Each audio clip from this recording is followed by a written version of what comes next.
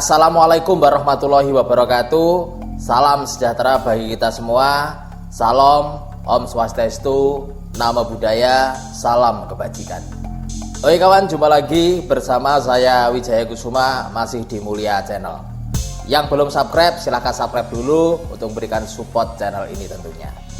Oke dulur, dalam video kali ini saya akan mengulas terkait garis tangan lurus atau bisa dibilang garis tangan simian line dari berbagai sudut pandang ilmu. Banyak beberapa artikel yang memberikan informasi mengenai arti garis tangan yang lurus. Hampir semua artikel yang saya jumpai isinya sekitar 80% memiliki kesamaan. Sebagai pembeda dari mereka, saya ingin membahas terkait garis tangan yang lurus. Di sini saya ingin membahas mengenai segala aspek sumber yang saya ketahui, mulai dari ilmu medis, ilmu palmistry, ilmu Jawa, ilmu Islam. Alasan saya membahas terkait garis tangan yang lurus dikarenakan saya juga memiliki garis tangan simian line. Dan tentu ini bukan hanya satu, melainkan dua garis tangan saya juga lurus. Bisa Anda lihat.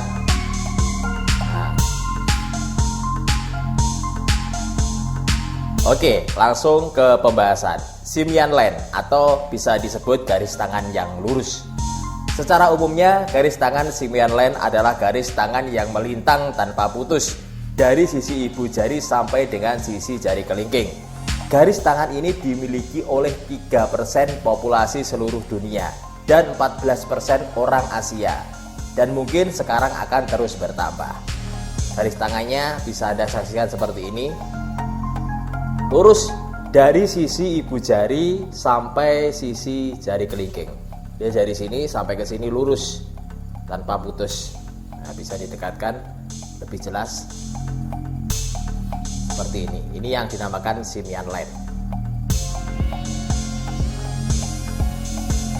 Kali ini saya membahas terkait sudut pandang dari ilmu medis. Menurut sudut pandang medis mengatakan bahwa garis tangan ini kebanyakan dimiliki oleh mereka yang memiliki penyakit Down syndrome atau lebih dikenal dengan kelainan jiwa atau keterbelakangan mental. Jawabannya adalah tidak.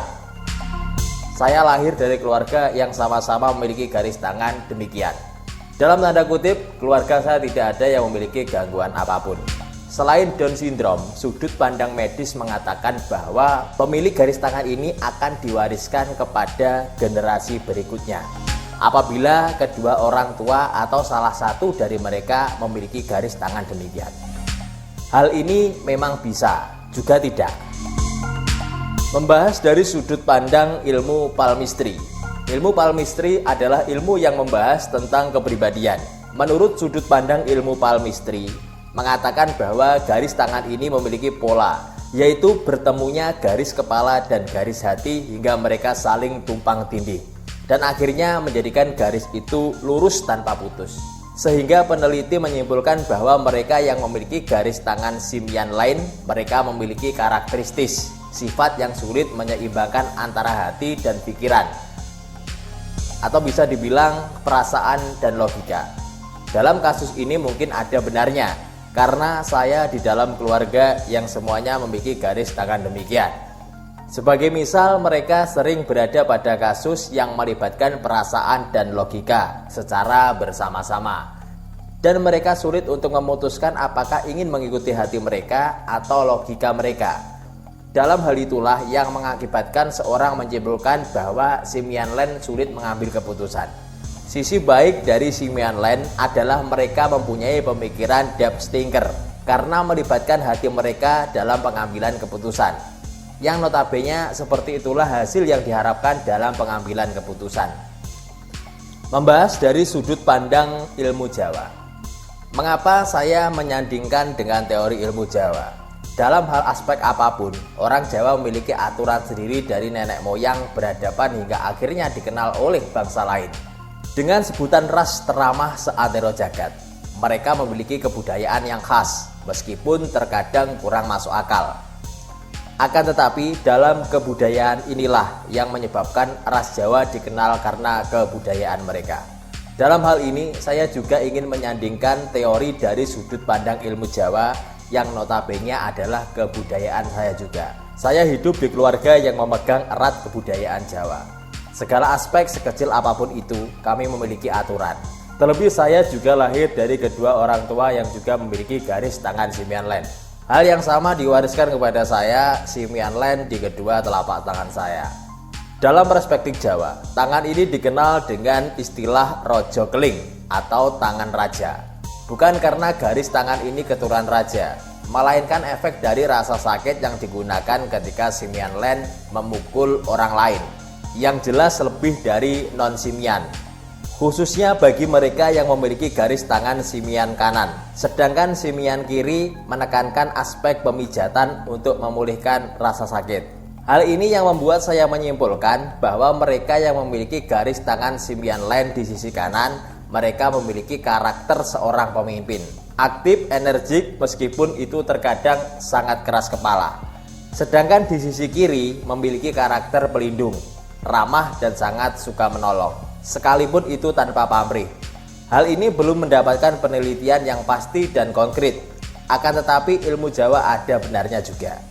Di sini saya lebih menekankan pada kebudayaan Jawa yang intinya jangan menggunakan tangan sebagai ajang baku hantam. Selain dalam hal pukul-pukulan, dalam perspektif Jawa, simian len sendiri diartikan memiliki cobaan yang lebih dari yang bukan simian. Hal ini saya buktikan sendiri lewat cerita kehidupan. Selanjutnya dalam perspektif Jawa terkait kesuksesan simian len, orang-orang simian selalu menekankan pada fokus dari apa yang mereka lakukan, seperti halnya sudut pandang palmistry yang susah menyeimbangkan antara pikiran dan akal. Hal inilah yang menjadikan kelebihan bagi simian karena apapun pekerjaan yang mereka lakukan, ketika hati dan pikiran yang mereka lakukan bilang iya dan ikhlas, maka dengan segenap raga dan pikiran akan mereka kerahkan, sehingga itulah kelebihan mereka untuk mencapai titik kesuksesan. Selanjutnya membahas sudut pandang Islam. Memang tak banyak yang menjelaskan apalagi terkait simian len, yang pasti tidak ada. Tetapi pernahkah kalian berpikir atau sedikit merenungkan pertanyaan ini? Lihatlah sepetak tanah yang rumbun dengan tanaman. Apakah kalian tahu manfaatnya semua?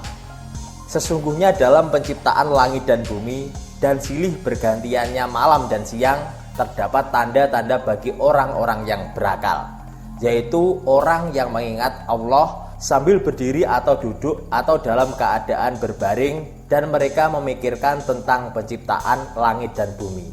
Seraya berkata, "Ya Rob kami, tiadalah Engkau menciptakan ini dengan sia-sia, maha suci Engkau, maka peliharalah kami dari siksa neraka."